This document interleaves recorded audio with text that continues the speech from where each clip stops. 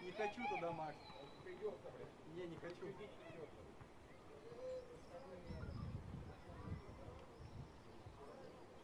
хочу.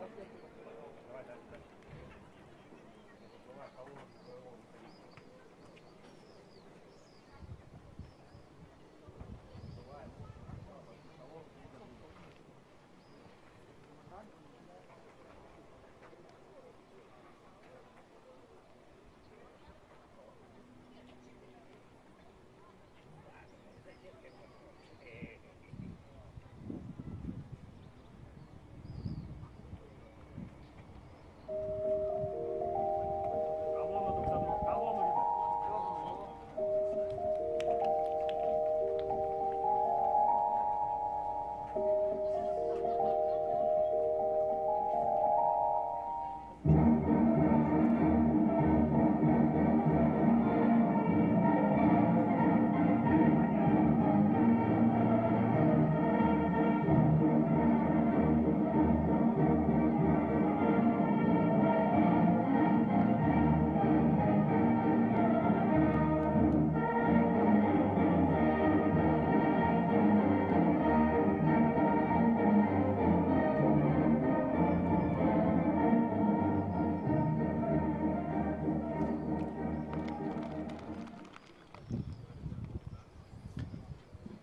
Добрый день, уважаемые любители футбола. Говорит и показывает стадион «Локомотив», город Уссурийск.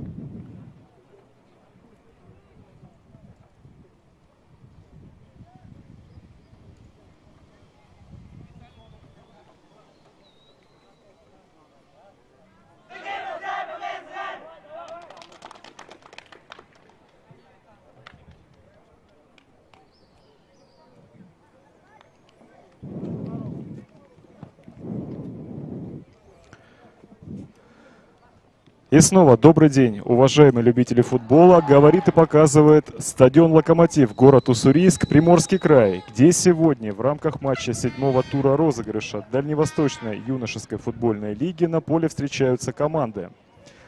«Локомотив» футболки зелено-красные, шорты красные, гетры зеленый, город Уссурийск. И «Арктика» футболки, шорты, гетры синие, город Якутск. У микрофона для вас работает Алексей Семененко.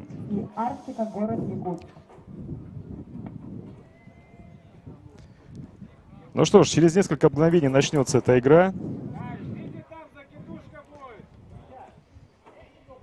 Прослушайте составы играющих команд. Поехали. Состав команды «Арктика». Представляем вашему вниманию составы играющих команд. Итак, гости.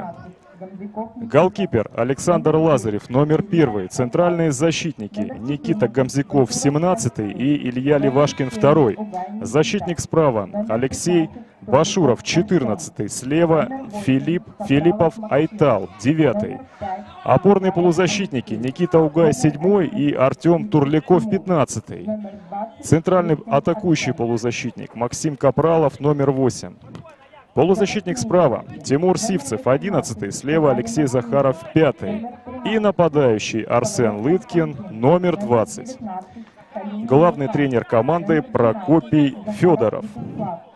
Представляем вашему вниманию состав команды «Локомотив», город Уссурийск. Голкипер номер 33 Захар Ковригин. Момент тем временем. Только что возник, уважаемые зрители, около ворот хозяев. Ну что ж, можно сказать, что выгоднейшую возможность открыть счет в этой встрече, забить гол упустил игрок под номером 7.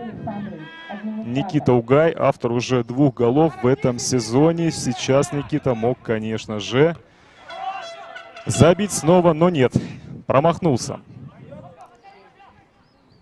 Итак, состав команды «Локомотив Уссурийск». Голкипер Захар Ковригин, номер 33. Центральные защитники.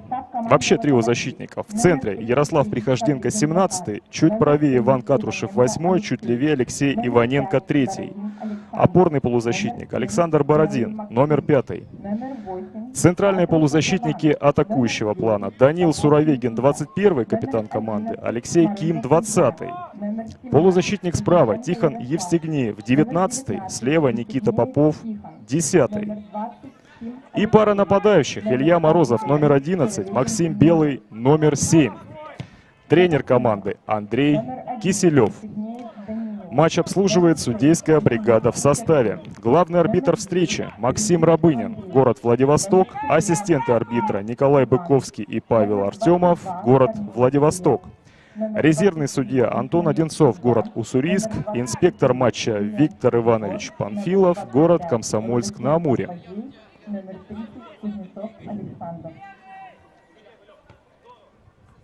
Ну что ж, на чужой половине хозяева.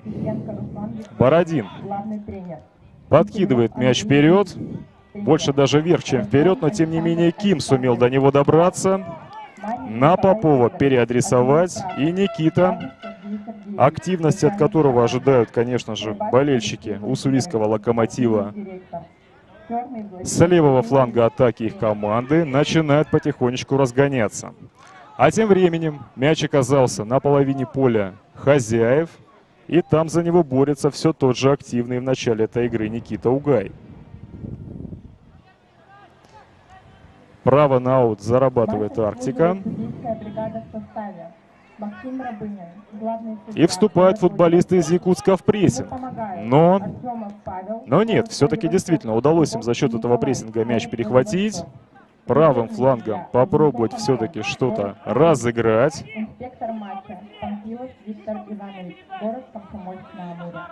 Но футболист под номером 14, Алексей Башуров, по всей видимости, это был. Кстати, который располагается достаточно высоко. Во время объявления составов команд назвал я его правым защитником, но видимо то, что он сейчас находится ближе к группе атаки. И снова в прессинге Арктика при потере мяча. И снова с мячом Угай. Но сделаем себе отметочку, то, что именно этот опорный полузащитник, капитан команды, максимально заряжен с первых минут. И, наверное, увидим мы в этой игре то, что обе команды будут вступать в отбор, в единоборство сразу же после того, как мяч из подконтрольной команды будет уходить. В общем, интересная игра нас ожидает, уважаемые зрители. У команды «Локомотив» город Уссурийск к настоящему моменту 7 очков, а у команды «Арктика» пока 4. При всем при том, что якутянам удалось в прошлом туре в домашней игре против Владивостокского «Кшор» не проиграть. И в том матче был зафиксирован ничейный результат 0-0. А уссурийцы во встрече 6-го тура крупно победили команду «Вулкан» из города Петропавловск-Камчатский. Неделю назад это было, и счет был зафиксирован 5-0. В общем-то, поэтому, я так полагаю, что с очень неплохим настроением и с верой в собственные силы команды подошли к отчетной игре. И все это является, наверное, предпосылкой для того, чтобы в этом матче нам с вами скучать не пришлось. Левым флангом пробовали атаковать хозяева. Справа мы помним то, что в прошлой игре против Петропавловска-Камчатского вышел на поле Тихон Евстигнеев, и вот сейчас в его зону мяч летит. И видим мы то, что Тихон расторопно разбирается с оппонентом и зарабатывает право на угловой удар, первый в этой встрече.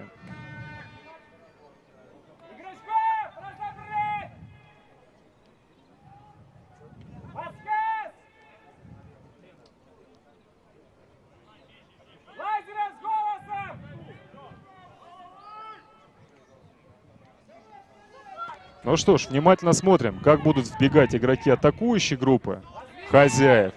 А это розыгрыш. Хитрым образом, который Алексей Ким задумал вместе с Ильей Морозовым. И после этого розыгрыша вдоль линии ворот врывания все того же Морозова с задачей в штрафную забраться и там попробовать еще сильнее обострить.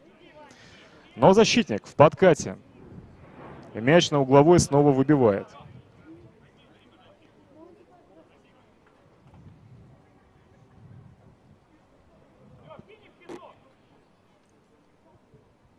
И Алексей Ким готовится, чтобы со второй попытки, по всей видимости, в этот раз уже без розыгрыша, но навесом, сильным и точным, найти кого-то из партнеров. Внимательно. Подача. В район ближней штанги. Выше всех выпрыгивает мощнейший защитник. Сейчас мы разберемся, какой это был номер. И, соответственно, поймем, кто такими габаритами обладает. Номер 15. Артем Турляков. Да, опорный полузащитник вместе с Никитой Угаем в этой игре в своей команде. И, кстати, Артем является автором одного из 5 голов Арктики в этом сезоне. 2 на счету Арсена Лыткина, 2 у Никиты Угая и вот 1 у Артема Турлякова. И если не ошибаюсь, он его забил в матче против Вулкана из Петропавловска-Камчатского во втором туре розыгрыша первенства Дальневосточной юношеской футбольной лиги. Но, кстати, они, что касается якутян, они в первом туре сыграли успешно для себя победили Белогорец дома со счетом 2-0, а потом 4 поражения подряд. И лишь после этого, вот в 6-м туре, про что я уже рассказывал вам, уважаемые зрители, была добыта, ну такая, можно сказать, что достаточно сенсационная ничья в игре с Владивостокской краевой спортивной школой Олимпийского резерва. Сильно вперед.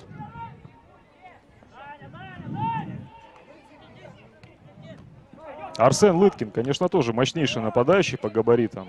Практически даже не уступает Турликову. Но, кстати, не вот по, наверное, предпосылкам для какой-то силовой борьбы, может быть, даже якутяне выглядят помощнее у уссурийцев. Но каким образом это сегодня скажется и на что повлияет, будем наблюдать. Тем временем отличный пас по диагонали на врывающегося Алексея Захарова. Пас чуть назад по направлению Капралова. Но здесь уже хозяева включились в отбор. Мяч перехватили. И потихонечку начинают снова перебираться на половину поля гостей.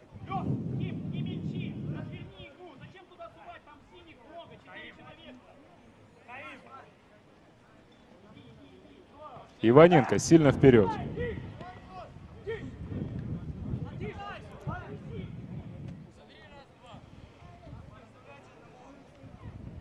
Белый против Максима Троя.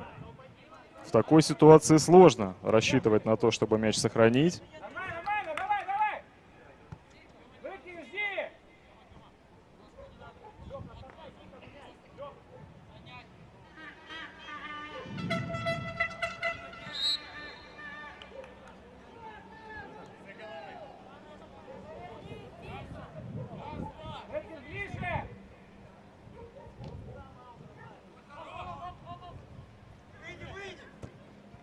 Ну что ж, неплохо очередной раз. Мяч до Арсена Лыткина доходит после паса от Турлякова.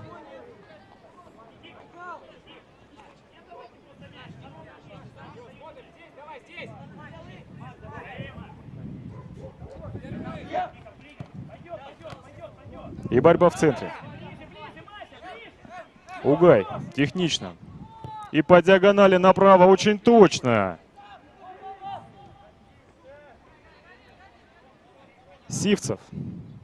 Сивцев будет в этой игре сражаться против Попова. И, соответственно, наоборот. Правый полузащитник якутян, левый уссурийцев.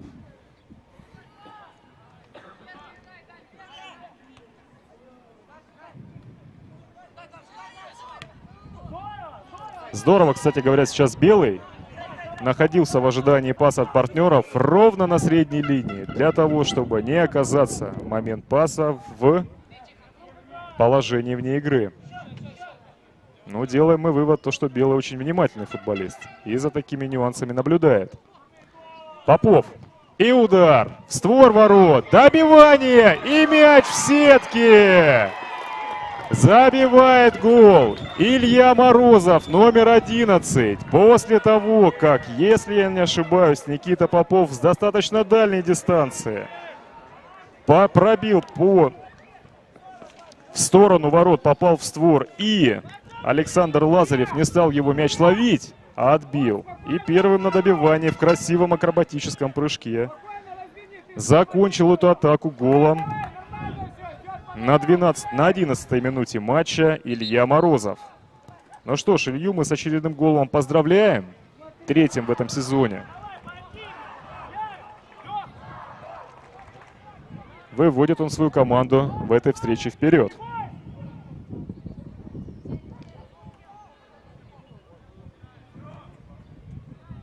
Мяч в ворота команды «Арктика» забил игрок под номером 11 Морозов Илья. Счет матча 1-0 в пользу команды «Локомотив».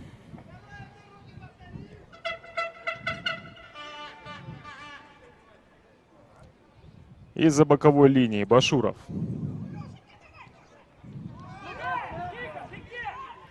Здорово. Розыгрыш уже от уссурийцев на чужой половине. И попытка подачи в штрафную площадь.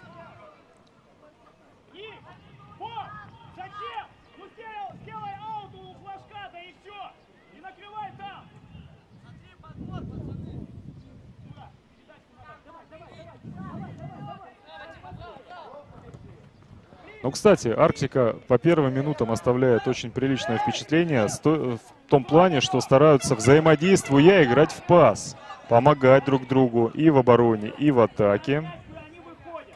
Ну и, в общем-то, в целом, если, конечно же, и можно назвать данную ситуацию, которую мы наблюдаем, неким преимуществом хозяев, то совсем таким небольшим.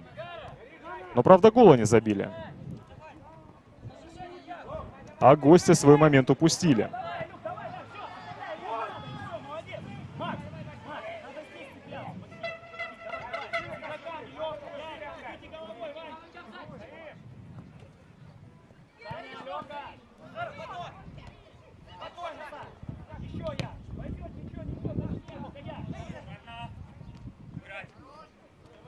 Ну вот тоже, кстати, в центре интересное противостояние. Суровегина против Турлякова.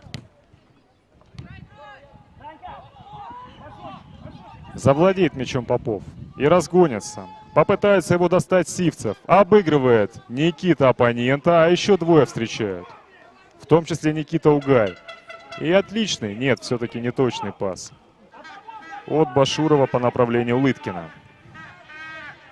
Но Лыткин постоянно открывается. И влево, и вправо, и в центре.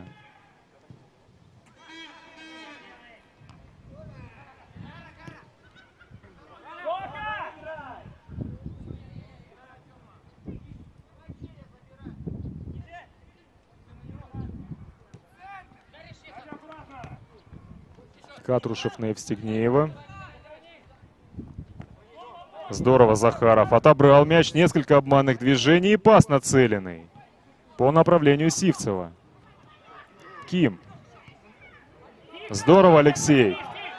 И Морозов на Белого, против которого Гамзяков.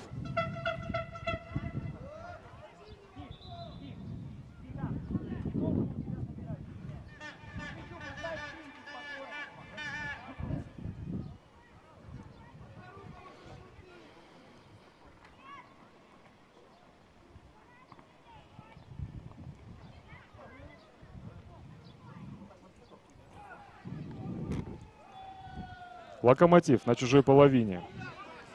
Мяч теряют. Ну, как неплохо и здорово. Капралов обыгрался с Арсеном Лыткиным. Захарова слева они нашли. Но захлебнулось наступление якутян. И уже с мячом Морозов. Обыгрывает. Пытается обыграть Гамзякова. И нарушение правил от последнего.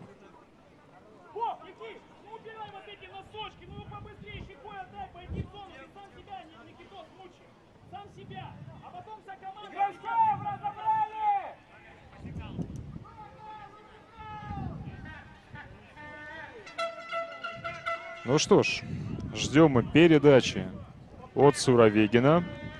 Наблюдаем за борьбой в штрафной площади Арктики. Подача. И на дальней, ну не совсем на дальней штанге, напротив дальней штанги, практически на линии площади ворот, кто-то из атакующих игроков мог этот пас замкнуть ударом головой. Но не сумел, не дотянулся до мяча.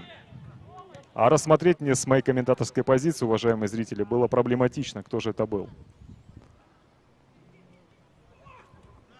Лыткин против троих. Ким с мячом. На Морозова, тот на Белого. Не точно.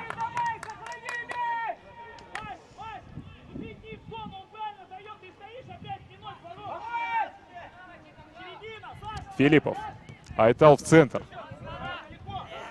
На Капралова. Тихон Евстигнеев. Сохраняет. Против Филиппова. Пытается обыграть. И подача от Белого. Право на третий угловой в этом матче зарабатывают хозяева.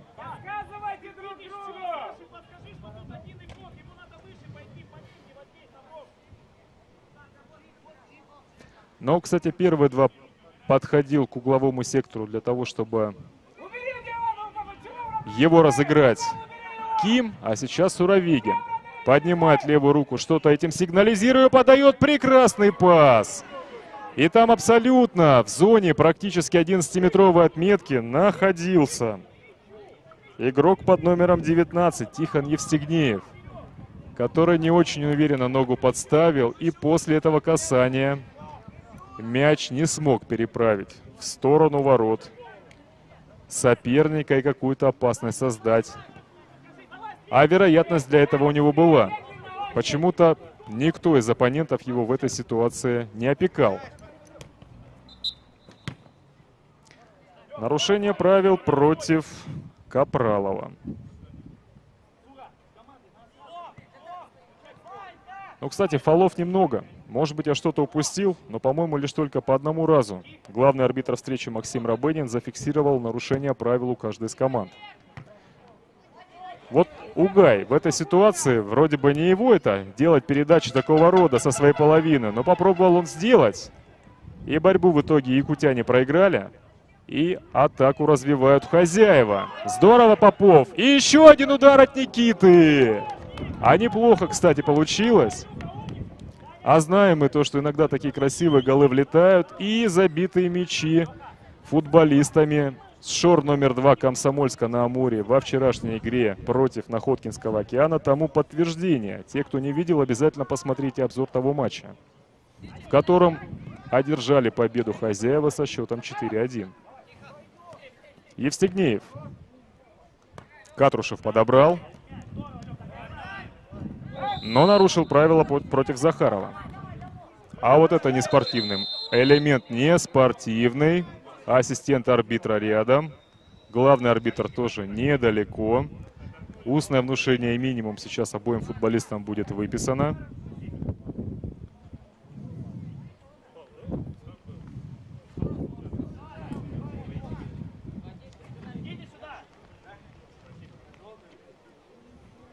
Консультация арбитров и минутка для того, чтобы попить воды для команд. Ну, кстати, вот такое у нас в рамках матчей юношеской футбольной лиги я еще не наблюдал, но, по всей видимости, есть инструкция. И в рамках данной встречи вот сейчас ребята возможностью восстановить водный баланс пользуются. А сыграно 20 минут.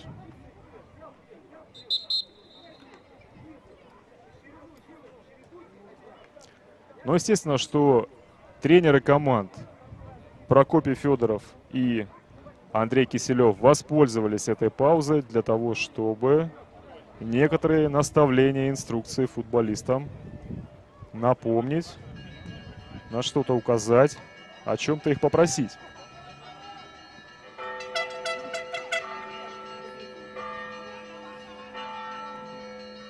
Ну что ж, возвращаются команды на площадку. Уважаемые зрители, напомню вам то, что вы наблюдаете за встречей в рамках 7-го тура розыгрыша Дальневосточной юношеской футбольной лиги из города Уссурийск, Приморский край, где местный Локомотив принимает Арктику из города Якутск и к настоящему моменту выигрывает со счетом 1-0 благодаря мячу, забитому Ильей Морозовым на 11-й минуте.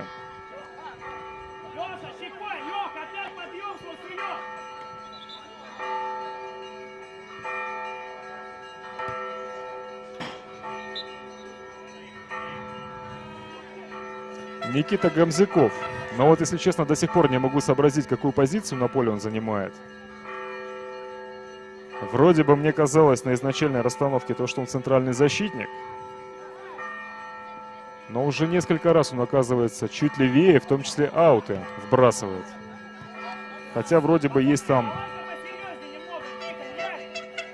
номинально левый защитник Айтал Филиппов, который, по идее, это должен делать. Либо полузащитник Алексей Захаров. Иваненко.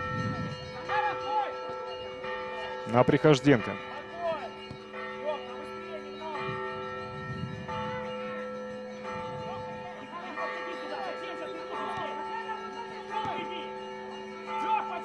Но вот видим мы то, что очередной раз попытка прессинга в исполнении гостей.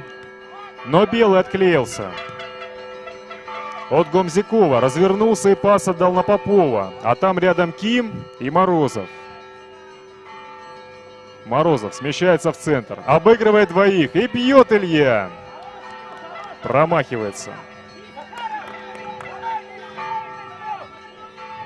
И таким образом у Локомотива к настоящему моменту 4 удара. 2 из них в створ.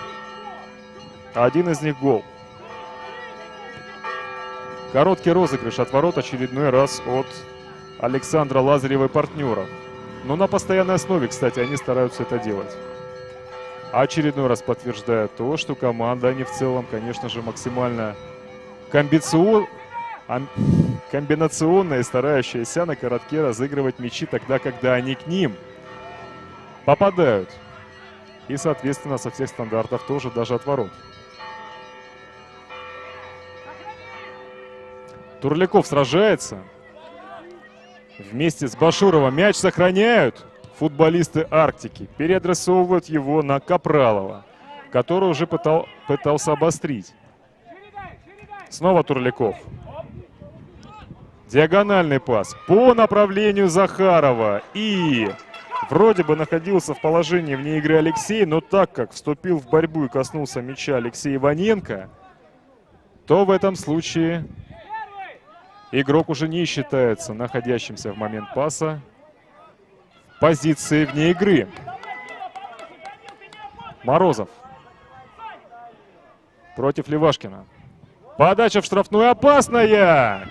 Тихон Евстигнеев, если бы выпрыгнул, мог бы побороться, как кажется, со стороны. Никита Угай против Бородина. Сыграл технично, развернулся и нашел Арсена Лыткина. Тот с ним снова обыгрался, но уже после того, как такую работу проделал в этом эпизоде Угай. Сил на то, чтобы точный пас отдать Сивцеву, ему не хватило.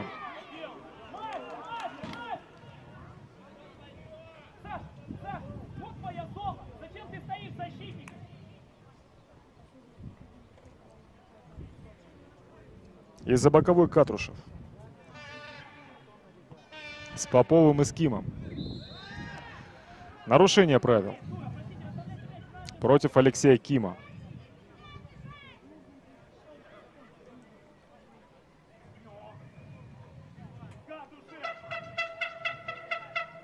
И Данил Суровигин подходит к мячу.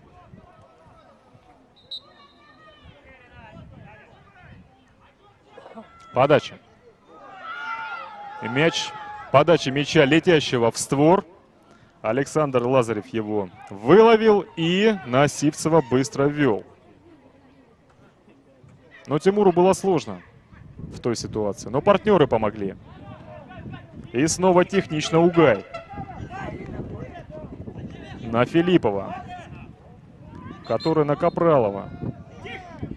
На Турлякова, прошу прощения. И Артем. Но вот он мощный. И, в принципе, здесь вот в таком, можно сказать, игровом эпизоде, но в ситуации, когда столкнулся он с соперником, соперник от этого столкновения равновесие потерял. Но, безусловно, правила он здесь нарушил, поэтому абсолютно верно, фол был с его стороны зафиксирован. Ким. Ой, как здорово! На Морозова! Это было красиво. Но если бы вот траектория была бы еще чуть-чуть тоньше, еще чуть-чуть точнее, то могло бы все завершиться тем, что Морозов бы до мяча добрался, а там уже штрафная и практически нет оппонентов.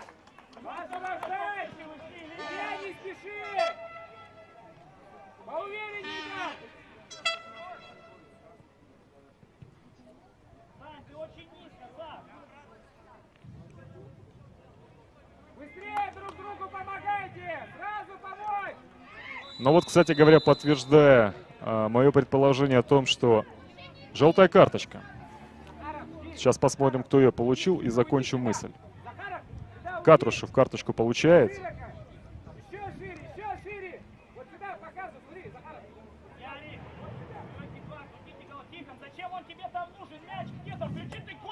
Так вот, предположил я, что футболисты Арктики помогают друг другу в обороне и в защите. И тренеры Прокопий Федоров только что подсказывал именно о том же своим футболистам. Помогайте, помогайте, помогайте.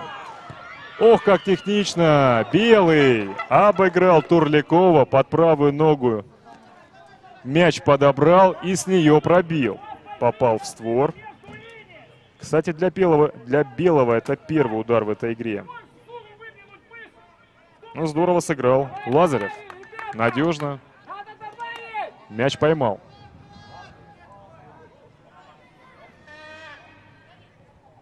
Кстати, вот тоже за командами интересно наблюдать и за тренерами. Не менее интересно. Разные тренеры. И вот, кстати, наверное, уже всех тренеров всех команд мне удалось увидеть, познакомиться и уже даже какие-то интервью взять после матчей. Ну, разные все люди. Прям надо даже, наверное, будет постараться их как-то для себя каким-то образом в описательном формате, что ли, сделать какую-то табличку. Потому что, ну, очень интересные люди и со своими, и, соответственно, конечно же, квалификацией и знаниями. Но у каждого из них очень много чего интересного есть, чтобы подчерпнуть. Филиппов, нет, Захаров. Против Иваненко он был сначала 1 в 1, но Ярослав Прихожденко оказался рядом и помог Алексею. Но, тем не менее, якутяне на чужой половине за мяч зацепились. Право на аут заработали, его ввели. И Угай по направлению все того же Арсена Лыткина. Но защитники Локомотива пока действуют при подступе к своей штрафной. Здорово! Разгоняется тем временем Морозов в чужую же штрафную. Врывается и с правой ноги Илья пробивает. Поддерживали партнеры, но выбрал вариант именно удара. В рамках данной атаки Илья. Этих ударов уже у него в этом тайме 3.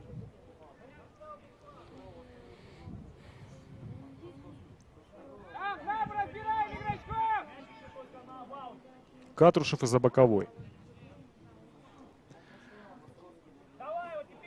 Мяч дошел до Попова. Тот нашел им Белого, против которого Гамзиков.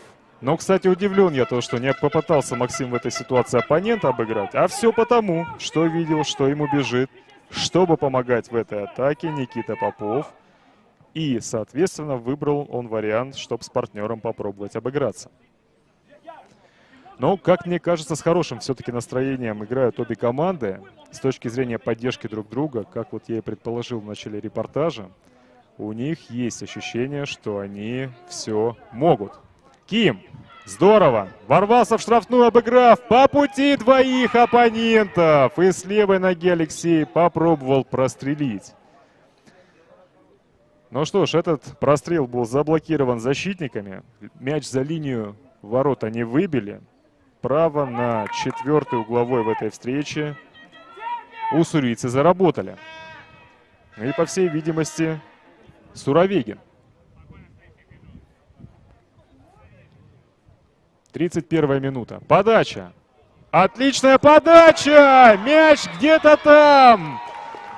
Прям казалось, что где-то на линии или за линией ворот, и все-таки гол защита. Но, естественно, что рассмотреть с моей позиции, уважаемые зрители, вы меня простите, но было невозможно, кто был автором последнего касания, после которого было зафиксировано, что мяч линию ворот пересек. Но 31-я минута стала голевой для хозяев.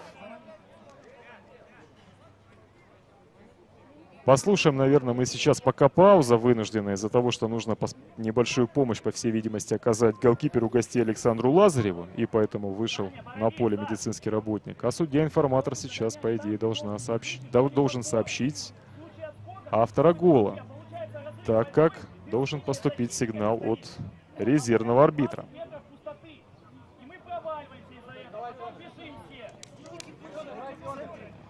Они не успевают, Максим не помогает. Право не помогает. Да. А тогда кого ставить? Но подача была с углового сектора. Очень интересная, сильная и опасная. И поэтому, так как мяч летел в створ, то этот прямой удар, конечно же, Александр Лазарев отбил. Но вот к отлетевшему, по всей видимости, игроку команды гостей, который, соответственно, его уже после этого Второй мяч забил. команды Арктика забил игрок под номером 21 Суровегин Даниил. Счет матча 2-0. Ну что ж, очень интересно. Оказывается, что мяч пересек линию после непосредственного удара Данила Суровегина с углового сектора. Ну что ж, Данила мы с первым голом в сезоне поздравляем.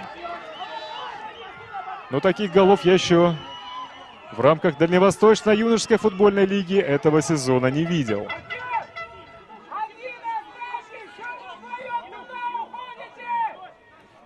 Очередной удар от Морозова.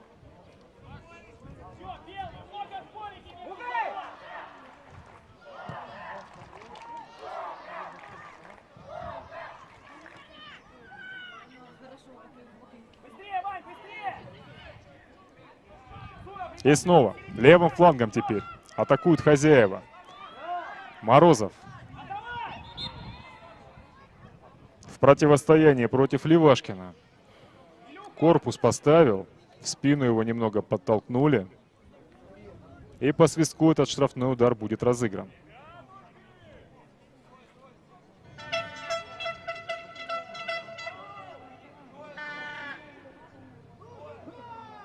Так, я вот вижу, что игроки, трое хозяев у мяча. Катрушев, Белый, Попов. Но почему-то нет Суровегина. Итак, остаются двое. Белый, Попов. Удар Никиты Попова. Очень неплохо. Но парирует его Александр Лазарев в падении.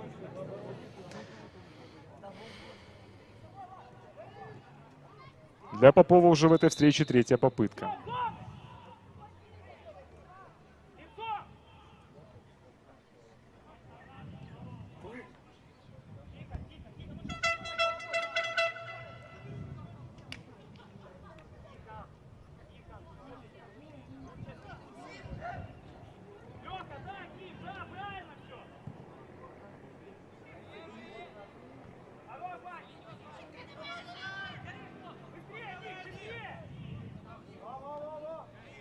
Гамзиков по диагонали. Не долетает мяч.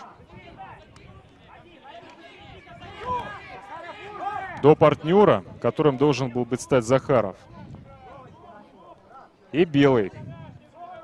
Финтит справа против Филиппова.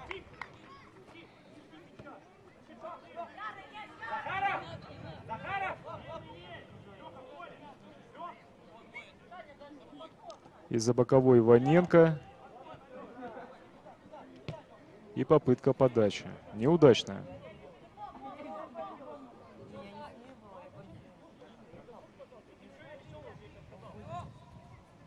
Просите мяч!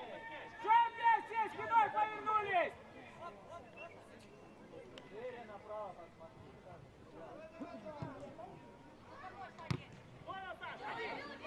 Белый. Мяч к нему прилетел. А он недалеко от чужой штрафной. И падает. Все в рамках правил.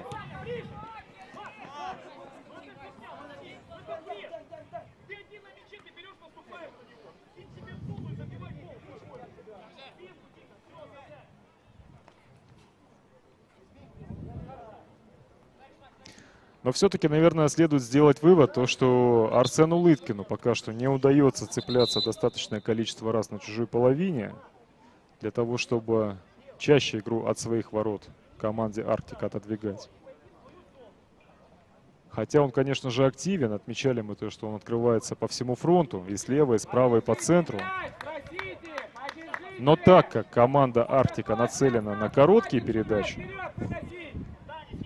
то в рамках розыгрыша этих комбинаций, уже в тот момент, когда нужно Лыткина пасом находить, удается это редко. А вот, например, сейчас именно так и произошло. Но Арсен не сумел передачу обработать. Но она была сложная для того, чтобы это сделать.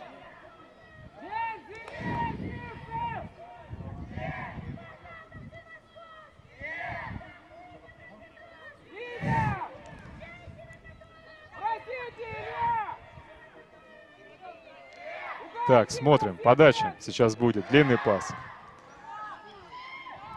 В штрафную площадь Локомотива. И борьба голкипера.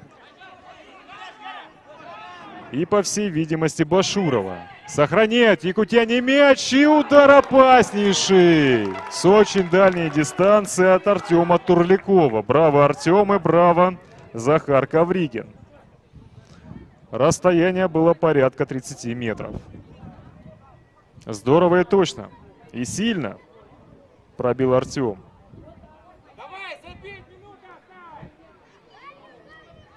Первый угловой в этой встрече.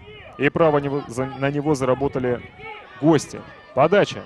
Нет, розыгрыш. Никита Огай.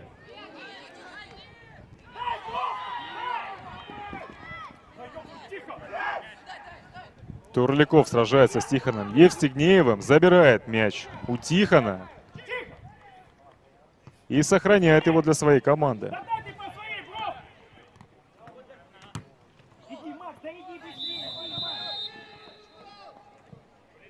Правила нарушены. Никита Гамзяков желтую карточку получает. В моменте борьбы против оппонента сыграл неаккуратно рукой.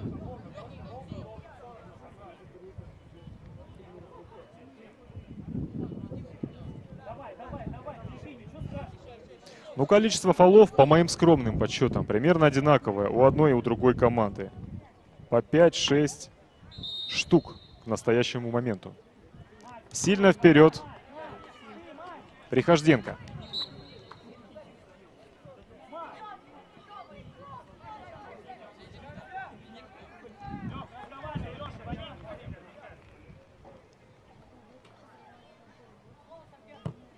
А сейчас уже сильно вперед Угай. Ну, кстати, опять-таки, мяч до Лыткина долетел, скидку Арсен сделал, но к ней не был готов Сивцев.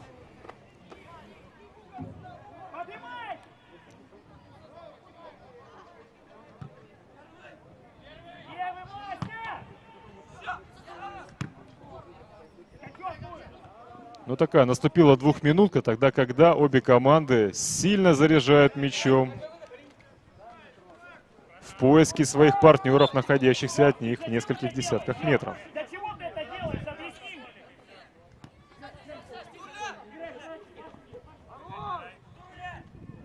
Турляков нашел пасом Капралова.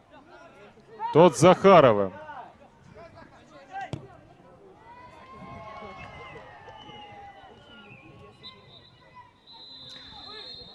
И звучит свисток арбитра матча Максима Рабынина, который ознаменовывает окончание первого тайма матча 7-го тура розыгрыша Дальневосточной юношеской футбольной лиги между командами «Локомотив» город Уссурийск и «Арктика» город Якутск. И по результатам этого тайма впереди хозяева со счетом 2-0 благодаря голам Ильи Морозова на 11-й минуте и Данила Суровегина на 31-й.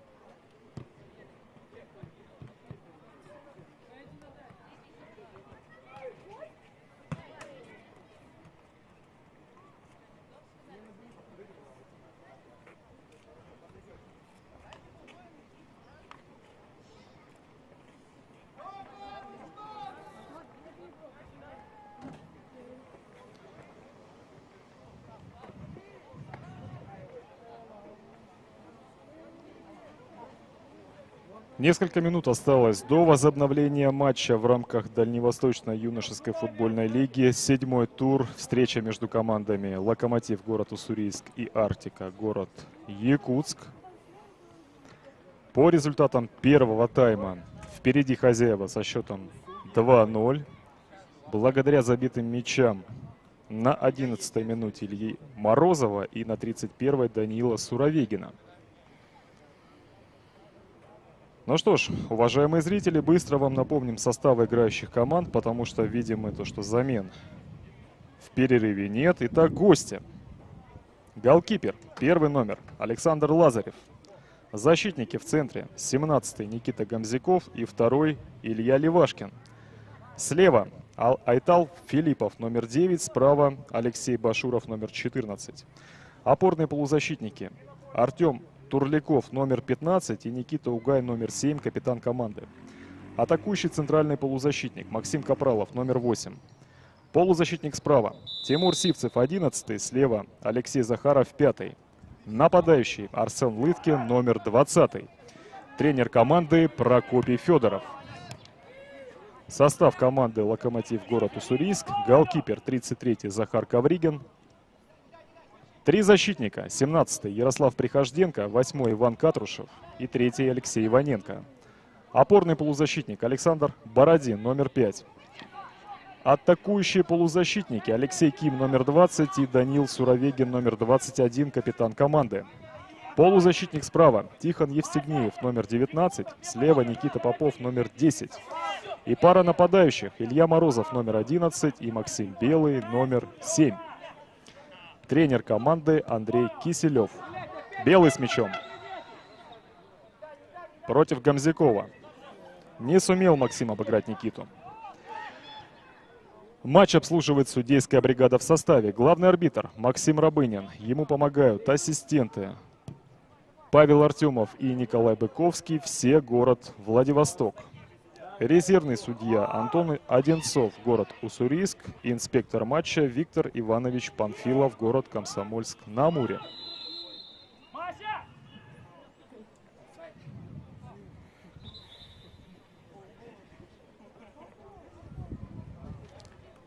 В первом тайме преимущество и по забитым мячам, и по ударам было у хозяев. Я их насчитал, у них 9 против 2 у гостей. По угловым 5 у уссурийцев и лишь только 1 у якутян. Но в целом были моменты, когда очень неплохо выглядели футболисты Арктики. И стараются они действовать в том числе в прессинге.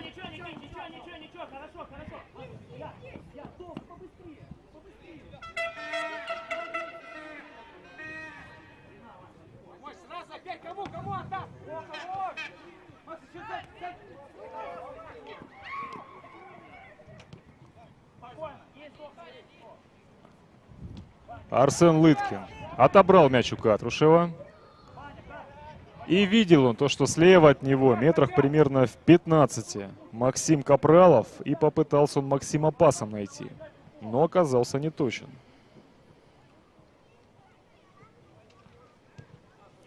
Ну, наверное, пока первые минуты второго тайма.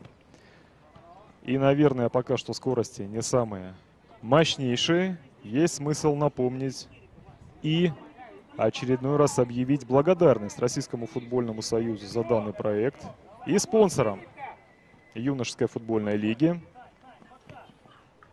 открытому акционерному обществу «Газпром», открытому акционерному обществу «Российские железные дороги» и обществу с ограниченной ответственностью «Кока-кола HBC Евразия». А тем временем опасное наступление от Арктики и падение в штрафной. футболиста якутян.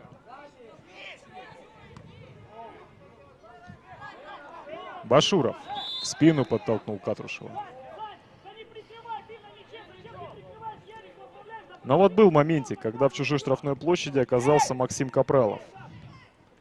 Но найти возможность для удара Максим не сумел. Белый.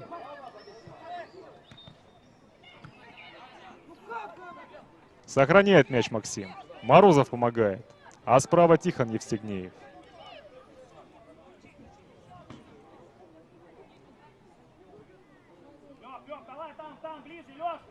Гамзиков очередной раз из аута.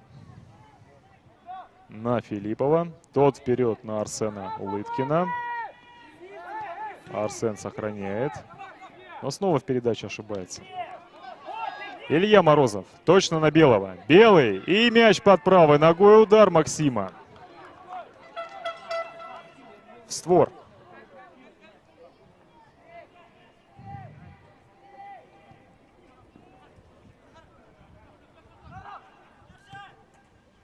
Арсен Лыткин.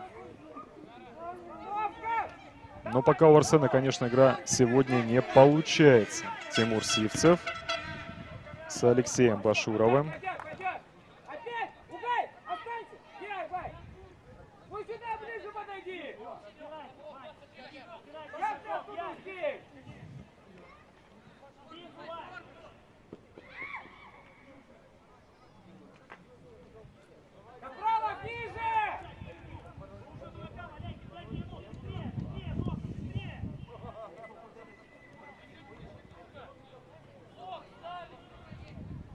Ярослав Прихожденко и Алексей Иваненко. Мяч прокатили. Справа Тихона Евстигнеева пасом нашли. Данил Суровигин. Мощнейшее ускорение вдоль правой боковой линии.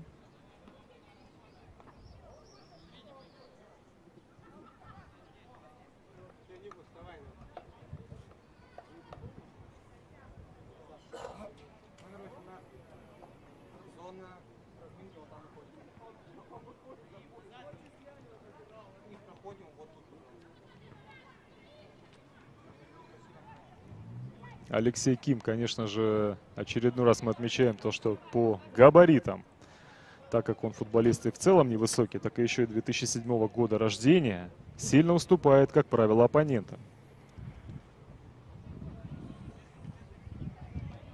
Подача от Евстигнеева. Борется Белый.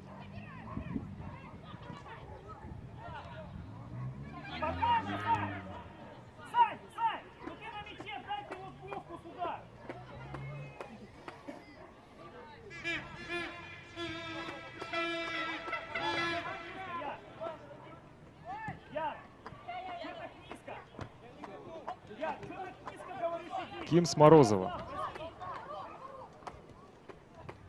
И снова они разыграли двоечку. И уже практически на подступах, уже почти в штрафной был Илья. И игрок уже действовал против него в падении, поэтому был шанс его попробовать проскочить, но не сумел Илья это сделать.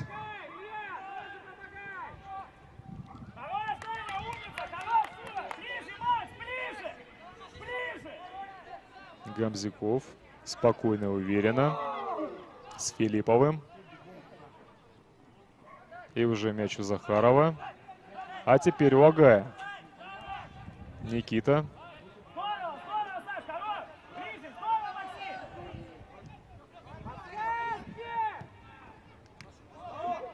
Ким на Морозова, который на Белого, против которого Филиппов. Падение в штрафной.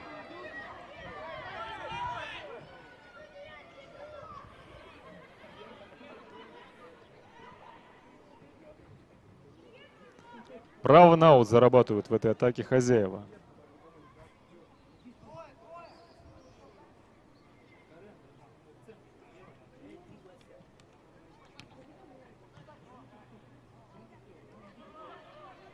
Но большое преимущество в начале второго тайма к 8-й его минуте у Локомотива.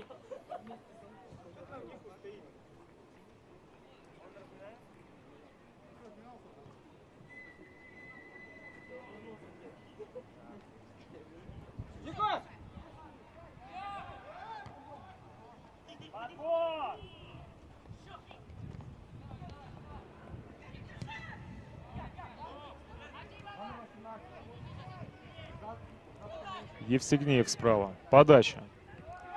Ну, нельзя сказать, что нацеленная, но опасная. Спокойно, спокойно, Вань, помогай!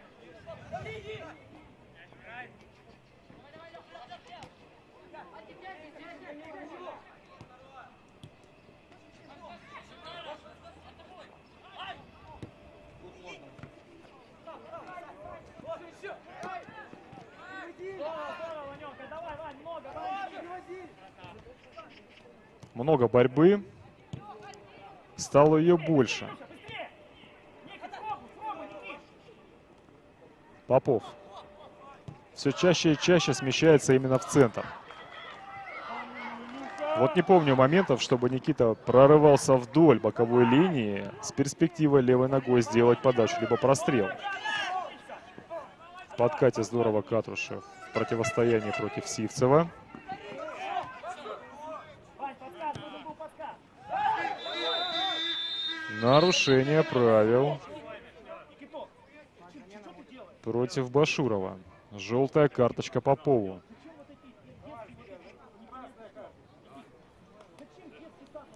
Итак, замена у гостей. Поле покидает игрок под номером 8 Максим Капралов. В игру вступает игрок под номером 18 Никус Татаринов.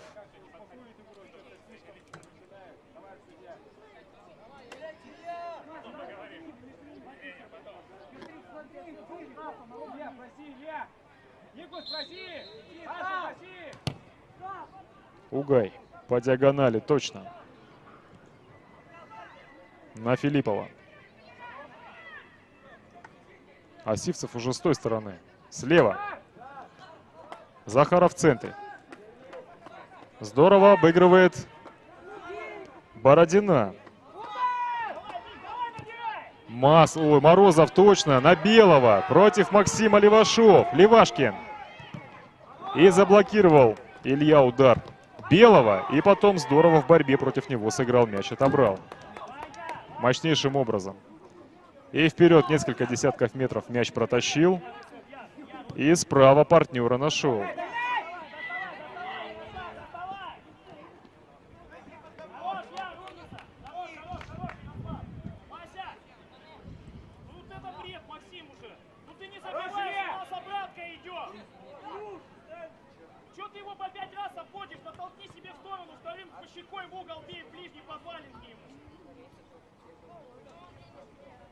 Давайте, ребята, характер свой покажите!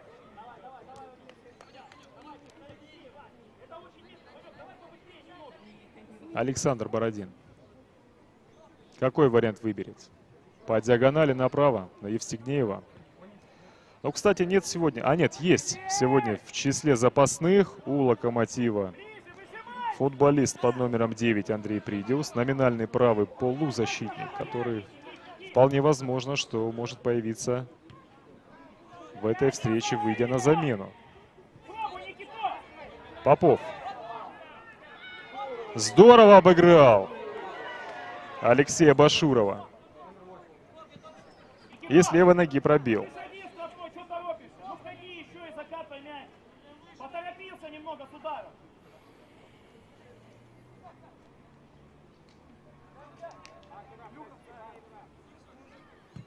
Помогай! Где подбор?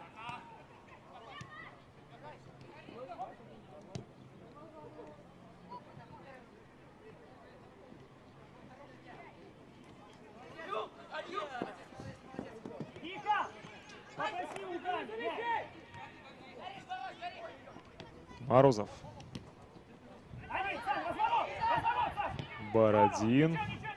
Но вот как же так правильно-то сказать? Для того, чтобы как-то постараться все-таки Арктике навязать борьбу еще в этой игре и попробовать гол забить, а может быть после этого и спасти этот матч, нужно, конечно, им все-таки на чужой половине за мяч цепляться, потому что они иногда туда приходят, в том числе за счет передач коротких, в том числе за счет передач длинных, но там быстро мяч теряют.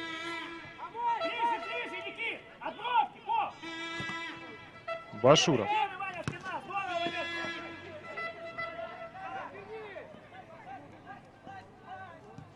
Здорово, Морозов на Суровегина. И в касание Даниил на Морозова. И до ворот уже было 6 метров. Левой ногой Илья по воротам в касание пробил. И с выгодной позиции промахнулся.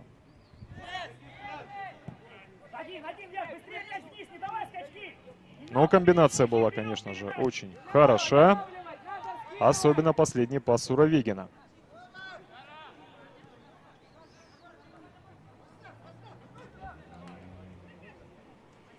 Вот включился в игру вышедший, по всей видимости, на замену футболист. Вперед, вперед, Леша, вперед! Быстрее, Илюха, давай!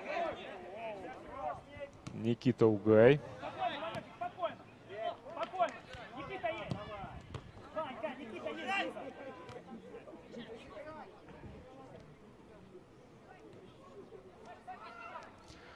Но все четче и четче, кстати говоря, взаимодействуют уссурийцы. Вот они все больше и больше мячом владеют и все больше и больше друг другу передач в рамках атакующих действий исполняют. Сивцев.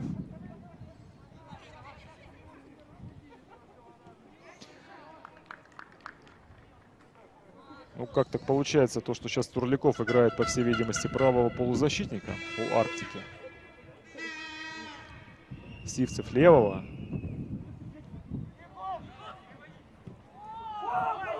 Отличный пас на Турлякова. Кстати, говорят, вышедшего на замену Никуса Татаринова. И мяч у Лыткина. Тот на Сивцева. И удар в сторону ворот. От Тимура. Не точно. Сейчас уже лучше! Все, разыграли! Ниже, ниже!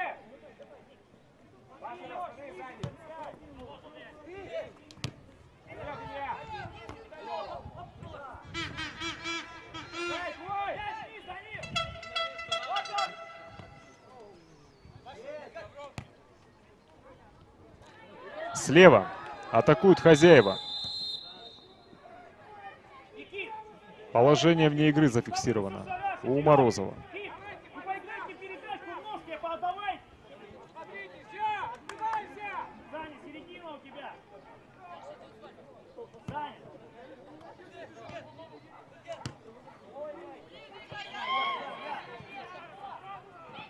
Арсен Ныткин здорово, получив мяч, развернулся и пас отдал на Турлякова.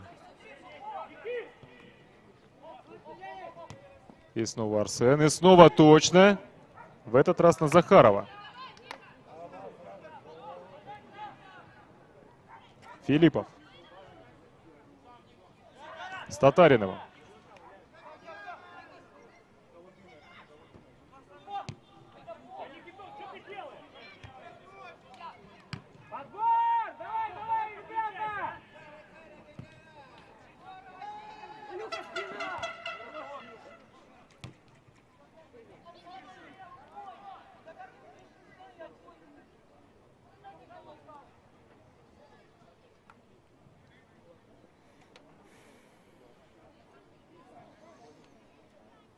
Ну, кстати, уважаемые зрители, те, кто не из Якутска, и те, кто, может быть, не видел, не знают, на каком стадионе якутяне принимают в рамках домашних матчей свои игры.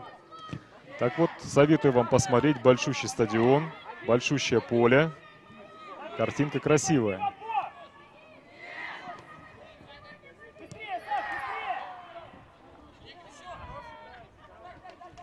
Белый. Против него Угай. Но Угай и в оборонительных действиях, и в атакующих, конечно же, имеет большой потенциал, это видно. И с мячом технично действует.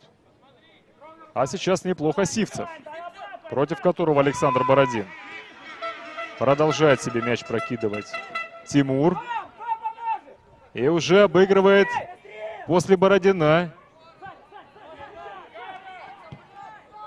и Катрушева.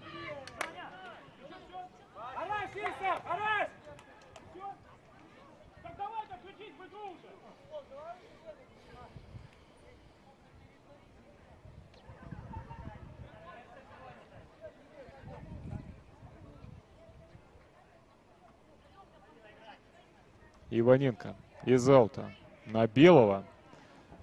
Того оттеснили соперники. Левашкин.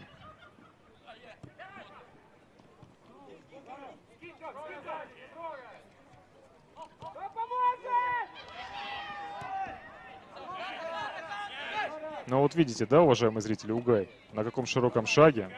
Вот только лишь подскользнувшись, упустил мяч из-под контроля. А так, конечно же, хорош. Этот футболист в порядке. Но подустал капитан. Вот сейчас прямо уже после этого очередного микроэпизода пешочком идет, восстанавливается. А тем временем правым флангом атакуют футболисты «Локомотива». Ну, справа, если честно, сегодня, конечно, остроты, по-моему, не хватает. И действия Тихона Евстигнеева не очень остры. Подач, прострелов, врывания от него зафиксировано сегодня не очень-то и много.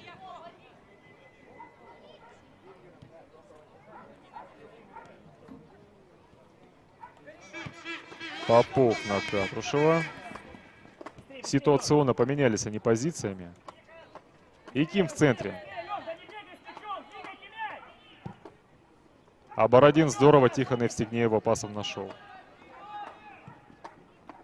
Передача в центр. И оказалась она точная, потому что Ким там. А рядом с ним был Попов. Пас на Никиту. Удар последнего с левой ноги. Не точно. Но Никита сегодня по ударам, по-моему, у нас рекордсмен. Хотя нет, по 5 ударов у них вместе с Морозовым. Замена у хозяев. Поле покидает игрок под номером 10. Как раз таки Никита Попов. А в игру вступает игрок под номером 30 Александр Кузнецов. А нет, уважаемые зрители, это еще пока что не замена. Это пауза для того, чтобы футболисты могли, попив воды, слегка восстановиться.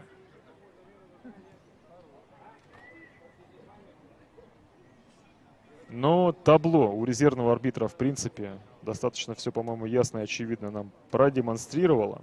10-й номер должен поле покинуть, а 30-й войти.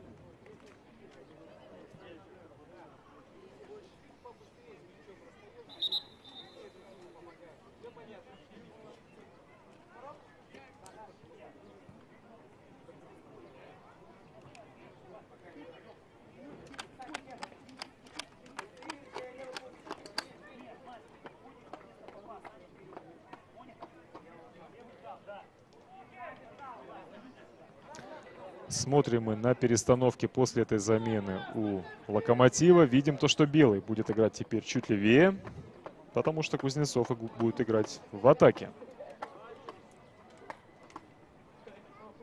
Ну что ж, сейчас будет свисток, и снова мы запустим наш секундомер. Итак, 4-я четверть этой встречи. Поехали! Короткий розыгрыш от якутян. Филиппов технично. На Сивцева. Тот на Лыткина. А вот что сделал Арсен, непонятно. Борется Татаринов против Суровегина. Подхватывает мяч. Все он же. И сейчас развернет. Так и есть.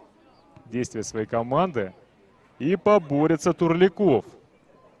И пас отдал на Тимура Сивцева Артем.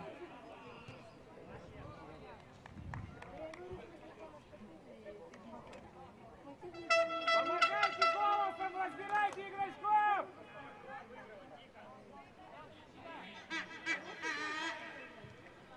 Хорош, Саня, все, хорош! Саня, Бородин, поговорить, поподсказывайте на поле, не молчите. Молча ходите просто, поговорите между собой, Макс, пока уши, Макс. Мяч еще не у нас в ногах, Максим. Вот, конечно же, к настоящей минуте, к текущей, сложно себе представить, что у якутян есть сейчас на данный момент шансы все-таки игру спасти. Потому что очень мало времени, мяч находится именно на половине поля Локомотива, а большое количество времени в центре и ближе к воротам Арктики. И моментики создают хозяева.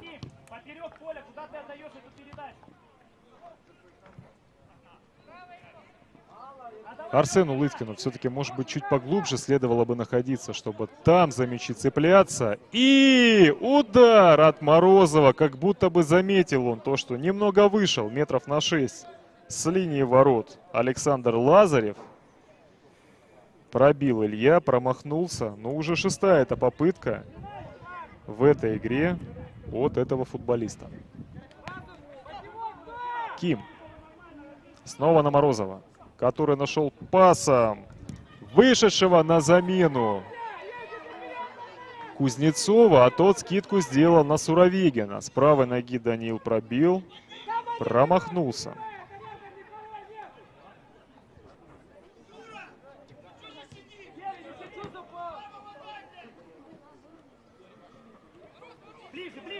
Баширов. На Лыткина. Тот попробовал сделать скидку на Турлякова, который, да, действительно сейчас действует в позиции правого полузащитника. В центре Угай и Татаринов, атакующий полузащитник центральный Захаров. Слева Сивцев. Ким. Направо на Тихона Евстигнеева. Далеко Тихон от себя мяч отпускает. Захаров им в центре завладевает и разворачивается. Но два соперника перед ним. И было аж ведь несколько партнеров. Потеря невынужденная. И снова Ким. И Суровигин. Обостряющая передача на Кузнецова, либо же на Тихона Евстигнеева. Было бы, наверное, перспективнее, если бы все-таки Александр мяч Тихону оставил. Право на угловой хозяева заработали. И, кстати, всего лишь первый во втором тайме для них. Итак, замена у хозяев. Поле покидает игрок под номером 5 Александр Бородин. В игру вступает игрок под номером 6 Сергей Вишемирский. Замена по позиции. Один опорный полузащитник заменил другого. Но Сергей высокий футболист. И сейчас он в рамках розыгрыша данного углового, наверное, будет в чужой штрафной площади бороться. Против него по ситуации закреплен Татаринов. Итак, подача. Не опасная подача получилась. По уходящей траектории мяч в итоге площадь штрафную покинул. Но снова гости быстро его потеряли. Потому что был неточный пас от Баширова. Башурова, прошу прощения, по направлению Турлякова. Катушев с Белым. Но вот, кстати, интересно будет на Макса посмотреть Белого чуть поглубже. Он сейчас играет, получается, в полузащитника, а не нападающего, слева. И вынужден будет немного некоторые свои другие качества нам продемонстрировать, чем те, которые обычно мы от него видим, когда он в чистом виде нападающий. Сражаются Сивцев и Иваненко. Тимур оказался расторопнее. Против него Алексей правила нарушил.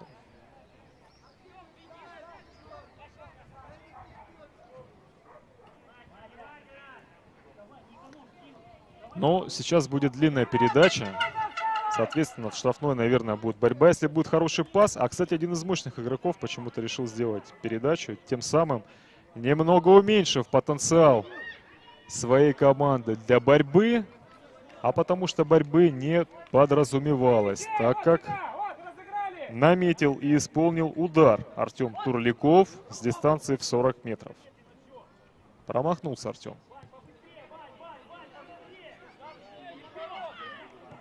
Прихожденко налево на Катрушева, который пасом нашел шире открывшегося Белого.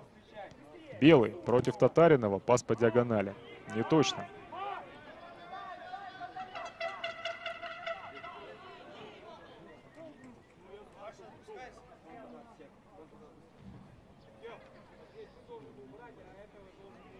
Из-за боковой Айтал Филиппов.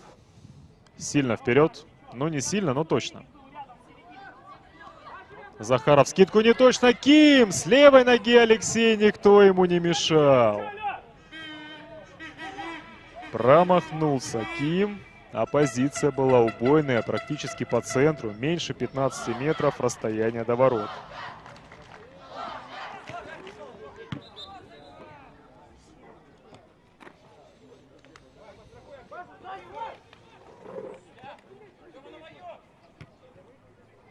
Точный пас. Я бы сказал бы выверенный. Получился от Морозова на Кузнецова, за которым не досмотрел Гамзиков. Пробил Александр, поворотом головой промахнулся.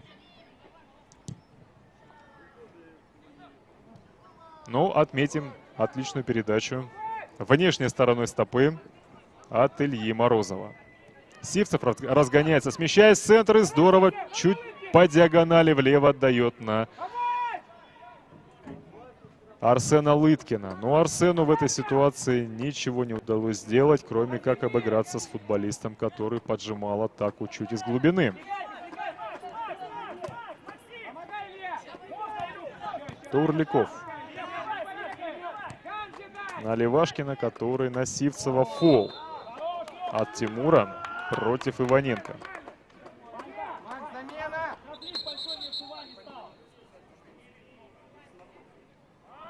Замена у Локомотива. Поле покидает игрок под номером 20 Алексей Ким. В игру вступает игрок под номером 24 Егор Зеленский.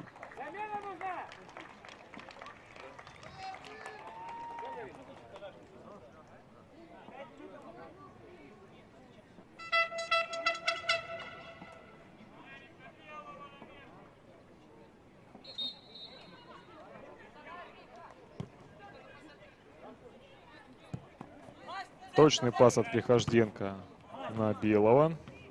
Вот, кстати, было бы, скажем так, наверное, непредсказуемо предположить, что бы случилось, если бы на первой минуте воспользовались бы своим супермоментом гости, и Никита Угай бы тогда в ворота мяч хозяев забил. Потому что ему тогда уже никто не мешал. К сожалению, точно я не смог рассмотреть в деталях тот эпизод, но был он максимально опасный и в самом-самом начале встречи. Но после этого, тогда когда все-таки инициативу хозяева перехватили, гол забил на 11-й минуте Илья Морозов, и сделал он это в акробатическом прыжке, тогда когда добивал мяч после того, как Никита Попов поворотом Александра Лазарева с дальней дистанции пробил. Александр этот мяч отбил, но недалеко, метров на 10 от линии ворот, и там уже первый на добивании в красивом прыжке оказался Морозов. Ну а второй мяч — это вообще, можно сказать, такая некая фантастика, прямо с углового. Финтит. 1 против 2 Никита Угай. Против него были Егор Зеленский и Данил Суровегин. И очень, конечно же, сильно уже в итоге подустал капитан Якутян. И свело ему в итоге ногу. Ну и, конечно же, в том эпизоде правила против него были нарушены. Кажется, нужна помощь медицинского работника, который, кстати говоря, вместе с командой «Арктика» на матче присутствует. Но помощь оказывают партнеры. Никитин. Замена у команды «Арктика». Поле покидает игрок под номером 11. Достаточно неожиданно для меня Тимур Сивцев, активный в этой игре. А в игру вступает игрок под номером 4 Алексей Ларионов. 10 минут, даже чуть меньше, осталось до окончания этой встречи. Гамзиков налево на Филиппова. Тот в центр на Захарова. Захаров нарушает правила против Зеленского. Но вот атаки флангами, конечно же, у гостей не просматриваются. К сожалению, наверное, и для нас, болельщиков, любителей футбола, и для них. Но вот взаимодействия в рамках атаки на флангах практически мы не видим. В то время, как у хозяев, достаточно активен левый фланг в этой встрече. Неточный пас защитников друг к другу, и опаснейший момент у хозяев. Морозов забивает мяч элегантнейшим образом, перебрасывая вышедшего, выскочившего ему навстречу Александра Лазарева. И на 72-й минуте, третий мяч в этой игре, Илья забивает. С чем мы, конечно же, его и поздравляем. Но вообще, этот забег и проход стал возможным, конечно же, благодаря ошибке от Ильи Левашкина. Неточный пас он отдал на своего партнера. И после этого вместе они не сумели Илью Морозова догнать и забить мяч в их ворота, помешать.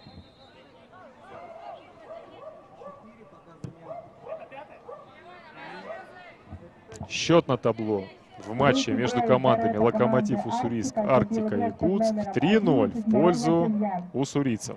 Счет матча 3-0 в пользу команды «Локомотив».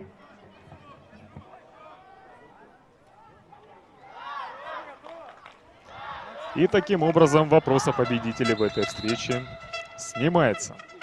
Замена в составе команды «Локомотив». Поле покидает игрок под номером 7 Максим Белый. В игру вступает игрок под номером 9 Андрей Придиус. Ну что ж, Максима мы за игру благодарим. Как всегда, он был активен. Несмотря на микроповреждения, которые у него есть, старался в этом матче действовать, как всегда, остро.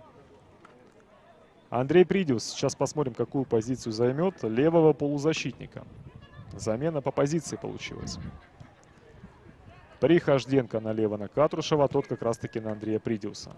Андрей с мячом, против него мощнейший Турляков, но через пас, благодаря партнеру в лице Зеленского, сумел он, Придиус, атаку своей команды продолжить. Но вот дальше произошла у «Локомотива» потеря мяча. Итак, 5-0. Победа в матче 6-го тура против «Вулкана» из Петропавловска-Камчатского. 3-0 к настоящему моменту в отчетной игре. Очень неплохо пока что в рамках этих двух туров все складывается для «Локомотива». А кстати, для тех, кто не знает и кому интересно, около получаса назад, может быть чуть больше, закончилась игра во Владивостоке, где встречалась Краевая спортивная школа Олимпийского резерва и «Вулкан» из города Петропавловск-Камчатский. И эта игра завершилась со счетом 0-0. Ну, как вы понимаете, те, кто следит более-менее за ситуацией в турнирной таблице и в целом за перипетиями данного первенства, ну, это счет такой в достаточной мере сенсационный. Замена тем временем у гостей. Поле покидает игрок под номером 17 Никита Гамзяков. В игру вступает игрок под номером 13 Константин Ковалев.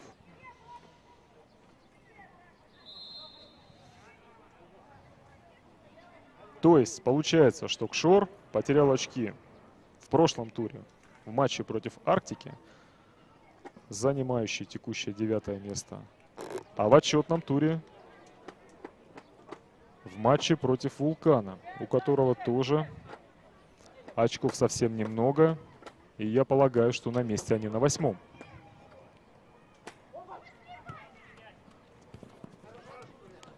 И получается то, что сейчас у нас такие лидеры, явно выраженные в первенстве. Команда из города Благовещенск с одноименным названием. Замена у хозяев. Поле покидает игрок под номером 11 Илья Морозов, автор 2 голов, а в игру вступает игрок под номером 22 Глеб Корнеев. Ну что ж, Илью мы тоже, но в принципе, как и всех других футболистов, за игру благодарим. Илья сегодня нанес 8 ударов в сторону ворот соперника, 4 из них в створ, 2 из них в цель. Атака через вышедшего на замену Корнеева. Против него мощным образом действует соперник. Константин Ковалев. Левашкин. Вперед. Перный на мяче Иваненко. Технично. И пас на Евстигнеева, который на Кузнецова. Ничего, Сань, побыстрее чуть.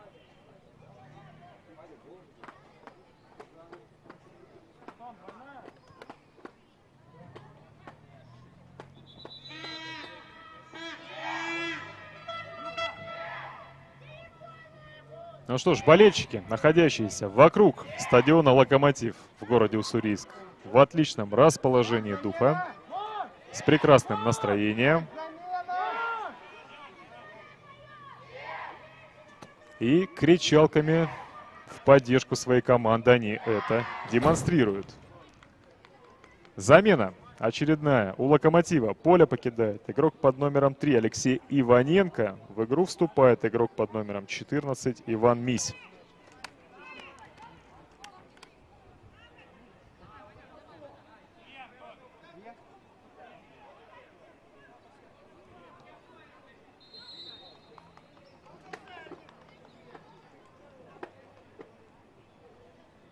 Андрюха, далеко, ближе, Андрей, не пассируйся. Турляков против Зеленского пытался действовать. Мяч потерял. На Придиуса он в итоге был доставлен. И в борьбе против Андрея правила нарушил. И желтую карточку получает игрок под номером 14 гостей Алексей Башуров. Время должен показать через 20 секунд. Замена подождет, время показывает прежде всего. Данил Суровегин готовится, чтобы разыграть этот штрафной удар. Большая группа футболистов обеих команд в штрафной площади Арктики. Подача в район дальней штанги. Отлично на выходе Александр Лазарев действует. Против него правила кто-то из игроков «Локомотива» нарушает. К основному времени второго тайма добавлено 2 минуты.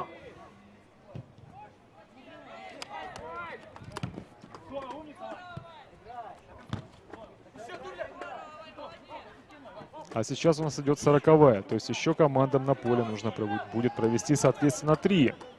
Но, может быть, в этой атаке гости сумеют добраться до ворот соперника? Нет. Все-таки потеря. Во втором тайме, ну, наверное, совсем опасных моментов Арктика создать не смогла. Хотя 2 удара они нанесли именно во втором тайме в сторону ворот Локомотива. Но не помню, чтобы они были прям максимально опасными. Замена в составе хозяев очередная. Поле покидает игрок под номером 21. Капитан команды Данил Суровегин. Передавая повязку Ярославу Прихожденко. А в игру вступает игрок под номером 25 Фадей Рудаченко. Кстати, повязку Данил передал Катрушеву Ивану.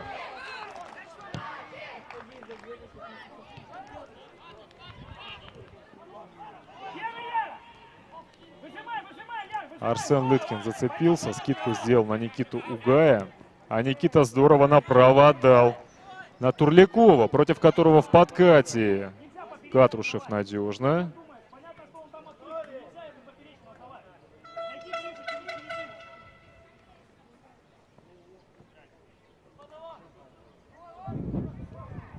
И снова Турляков был с мячом, попытался обыграть сразу 2 оппонентов. Не получилось. Рудаченко налево на Придиуса. И под него же Фадей открывается.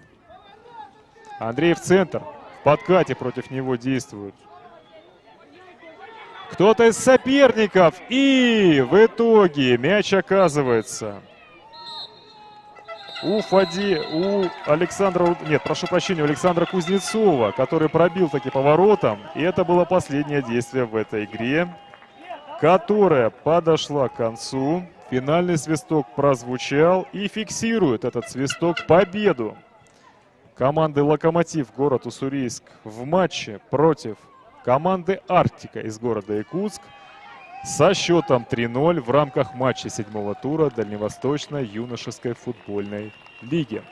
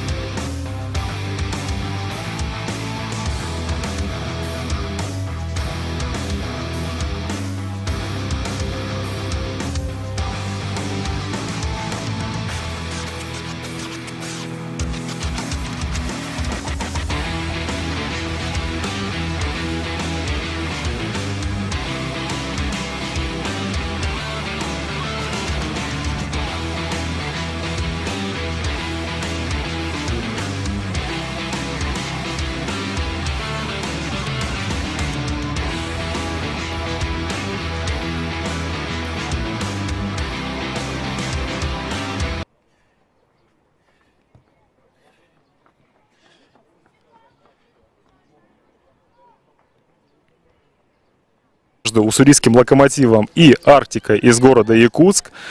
В рамках флеш-интервью наш первый собеседник, игрок команды «Арктика» Максим Капралов. Максим, мы тебя приветствуем. Ну что ж, вот ты нам всем показываешь, что ты любишь футбол.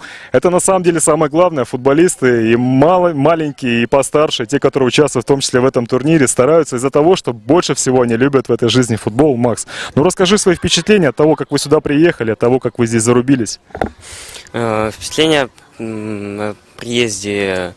Поездка была долгой, мы очень устали, когда ехали. Игра в первом тайме не очень получалась. У нас во втором тайме мы хотели принять инициативу. С первых минут хотели играть низом, но в первом тайме не получилось. Но действительно было видно то, что вы стараетесь друг другу помогая, действовать вместе, комбинационно, но чуть-чуть где-то немножечко не хватало. Но в целом именно это вы на тренировке отрабатываете? Да. Но вы молодцы. То есть, если вы, конечно же, таким образом будете дальше двигаться, обязательно результат себя не заставит ждать. Скажи, пожалуйста, вот в целом из-за Дальневосточной юношеской футбольной лиги вам стало веселее, вам стало приятнее? Вы чувствуете себя чуть более взбодренными и воодушевленными? Да, мы стали дружнее, нам стало весело проводить время друг с другом. Ну а нам здорово, весело за вами наблюдать. Ну что ж, Макс, мы тебе благодарим. Я уверен, что еще в следующих репортажах с тобой увидимся. Желаем тебе всего самого лучшего. Забивать голы, отдавать передачи, своей команде помогать. Спасибо. Итак, уважаемые любители футбола, следующий наш собеседник в рамках послематчевого интервью, тренер команды «Арктика» Прокопий Федоров. Прокопий, мы вас приветствуем, за игру благодарим. Реально было интересно. Вот этот моментик незабитый в начале игры, конечно же, наверное, свое дело сделал. Но в целом, то, что вы задумывали, примерно футболисты на поле выполняли? Ну, в первый тайм, конечно, ребятам было сложно. Что-то задача была играть низом, но начали тут...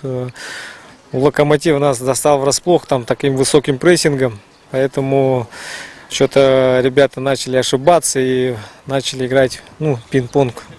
Поэтому первый тайм сыграли, я бы сказал, на троечку, а второй тайм ребята уже собрались и вспомнили, как надо играть, и более-менее второй тайм мне понравился, но были моменты, но не бьем по воротам, есть моменты, выходим на убойную позицию и начинаем передерживать мяч. Ну, на тренировках отрабатываем этот момент, но пока что не получается. Ну, надеюсь, по игре второй тайм мне понравился. У вас футболисты, несмотря на то, что мощные, такие физически крепкие, вы стараетесь научить их играть в пас. Это ваша философия как тренера. И в целом стараетесь, видно, что по подсказам, чтобы атмосфера была дружная в команде, чтобы все друг другу помогали. Это, конечно, замечательно за этим наблюдать. Может быть, есть какие-то еще тонкости в рамках вашей работы, которые нам не были заметны? Может быть, есть что-то еще, какие-то требования, которые вы к ребятам обычно на них возлагаете? Нет, вы, конечно, все правильно заметили. Я стараюсь, чтобы играли низом и в команде, чтобы друг друга поддерживали. Сейчас ребятам тяжело, потому что у нас много поражений, но несмотря на поражение, дальше тренируемся, играем, друг друга поддерживаем. Без поддержки очень тяжело в команде. Пока как-то так. Ну что ж, Прокопий, мы вас благодарим за эту игру и за участие во флеш-интервью. Желаем вам, конечно же, всего самого лучшего. Надеемся, что еще много раз с вами увидимся. И будем надеяться, что в том числе с вашими потрясающими эмоциями после отличных матчей. Спасибо. Итак, уважаемые зрители, следующий наш собеседник, футболист команды «Локомотив» город Уссурийск, Тихон Евстигнеев. Тихон, мы тебя приветствуем. Ну что ж, расскажи, какая ситуация там в раздевалке, все ли счастливы? 5-0 в прошлом матче с «Вулканом», 3-0 в отчетном против «Арктики». Ребята счастливы, ты счастлив? Да, я очень счастлив, наша команда очень счастлива. Но ты сегодня весь матч провел, 80 минут, старался, как и в прошлой игре против «Вулкана». Да я уверен, что во всех играх ты тоже пашешь и сражаешься. Что-то в этой игре, в рамках каких-то взаимодействий с партнерами ты для себя новое попробовал открыть? Вот что-то у вас получалось такое, что, например, может быть, раньше не получалось? Да, получалось.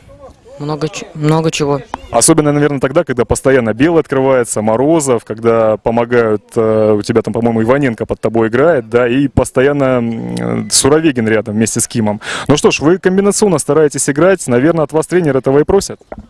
Да, просит. А что он еще вот примерно вам такое говорит, чтобы, может быть, мы, как любители футбола и зрители, этого не видим, а он в раздевалке вам обязательно об этом напоминает? Ну, активности, конечно, побольше. Передачи низом обязательно только отдавать. Верхом стараться не отдавать. Ну, по возможности. Ну, наверное, это в том числе еще оттачивается благодаря тому, что вы очень много тренируетесь в последнее время особенно. Да, обязательно. Но молодцы, то, что вы тренируетесь, то, что вы стараетесь, сражаетесь, это, конечно же, супер. Поэтому, Тихон, мы тебя за интервью благодарим, с победой поздравляем и еще надеюсь, что много раз с тобой увидимся. Итак, уважаемые зрители, наш крайний собеседник в рамках флеш-интервью после матча, тренер команды «Локомотив» город Уссурийск Андрей Киселев. Андрей, мы вас приветствуем, с победой вас поздравляем, за игру благодарим. И, в принципе, как бы тут обмениваемся впечатлениями вместе с тренерами и игроками. Обе команды старались играть в пас, но у вас это сегодня получилось чуть лучше. И, конечно же, очень большой заряд снова продемонстрировало трио нападающих, Попов и Морозов вместе с Белым, несмотря на то, что у Белого и у Морозова небольшие травмы. Ну, может быть, какие-то впечатления у вас, которых нам не было заметно? Положительные вы имеете в виду или отрицательные? Да, ничего. Играли, старались, пытались мяч контролировать, как вы и говорите. Много что не получалось. Ну, я считаю, что очень мало агрессивности. Спортивной именно агрессии мало очень. Могли намного лучше. Именно по футбольному позле и поактивнее. Я считаю, что в этом аспекте не доработали мы. Но, кстати, сегодня на самом деле против вас играла команда с достаточно габаритными и рослыми футболистами, но которые тоже старались играть в контроль, но и в противостояниях с ними, наверное, в противоборствах с ними было достаточно сложно. Вы от них примерно какой игры ожидали сегодня? Ну, честно, вот ожидал, да, парни там все крупные, силовые, такие хорошие пацаны. Ожидал, ну, примерно вот такой где-то грубой, по-футбольному хорошей такой спортивной игры. Знал, что будут они примерно какой футбол играть вот примерно сегодня, но для меня было удивление, что они мяч брали под контроль и довольно-таки неплохо. Не скажу прям, что удивление, то есть я смотрел игры, они такой, у них довольно-таки быстрый силовой футбол. Ну, в принципе, я ожидал вот такого футбола. Ну, команда Арктика молодцы. Вот мне лично показалось, ну как любителю со стороны, то, что отлично у них прям сыграло несколько футболистов, но главным образом Никита Угай, капитан команды, центральный полузащитник. Да, мне он очень сегодня понравился. Я не знаю, я как-то на нем акцент не делал, не обращал. Ну, в центре он довольно неплохо отыграл. Очень резкий, быстрый, умный довольно футболист. Там старается разворачивать постоянно игру. Мне понравился центральный хав у них капитан. Очень, очень резкий, очень быстрый и умный, что главное для футболиста. Но у вас сегодня какой-то, на самом деле, достаточно вдохновенный матч провел Морозов. 8 ударов по воротам, 4 из них в створ. И мяч забил в акробатическом прыжке, несмотря на то, что рука побаливает. Ну, это из-за того, что вот вы говорите, травма у него руки. Наверное, он боялся моей реакции, потому что я с ним немного разговор провел перед, там, на одной тренировке, на второй, когда он получил эту травму. То есть, как говорят в футболе, самострел. Перед важной игрой на ровном месте там, по дурости ломается. У нас состоялся с ним разговор. Я в этой игре доволен им. То есть он выложился на все 120%. Ну что ж, а вами, конечно же, довольны все болельщики команды «Локомотив». Весь, наверное, 166-тысячный город. Поэтому мы вас еще раз за игру благодарим, еще раз с победой поздравляем и до новых встреч. Спасибо. Спасибо. Итак, уважаемые любители футбола, подходит к завершению наш матч между командами «Локомотив» город Уссурийск и «Арктика» город Якутск в рамках 7-го тура розыгрыша первенства Дальневосточной юношеской футбольной лиги. В завершении, по традиции, мы вам желаем всего самого лучшего и доброго и призываем заниматься спортом, потому что спорта в жизни современного человека должно быть много.